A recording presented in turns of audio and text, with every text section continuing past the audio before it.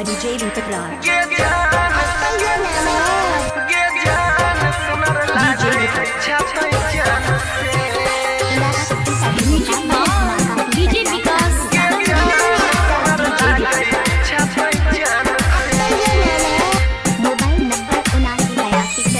तोरा रूप के कवनो न जोरा गे देखौ जे कहो सब तोरा गे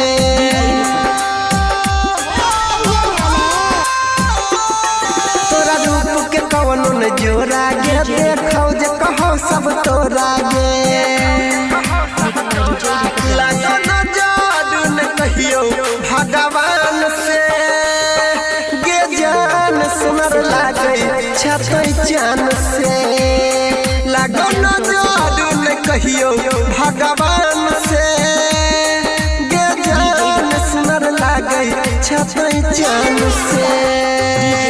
अभी आप सुन रहे हैं तेनवारी से माँ दुर्गा म्यूजिक की प्रस्तुति।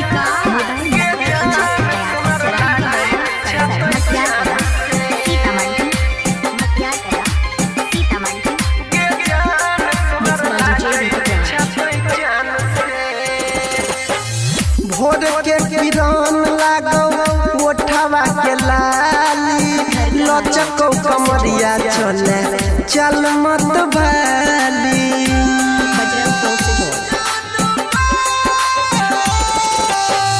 भोर के किरण लागो ओठवा के लाली लचको कमरिया चले चल मत भाली तू तो अलग छही दुनिया और जहान से गे जान सुमर लागे छतै चान से लागो न जादू न कहियो भगवान से गे जान सुमर लागे छतै चान से।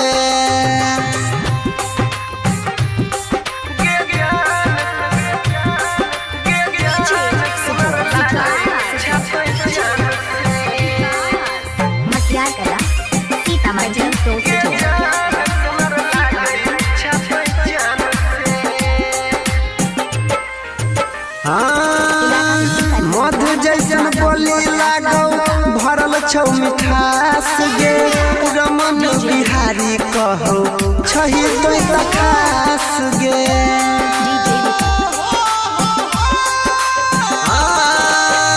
मधु जैसन बोली लागो भरल छौ मिठास गे रमन बिहारी कहो छही तो खास गे अनिल यादव तोरा चाहो दिल जान से गे जान सुनर लागे छतै चान से लागो न जादू न कहियो भगवान से गे जान सुनर लागे छही चान से। माँ दुर्गा म्यूजिक।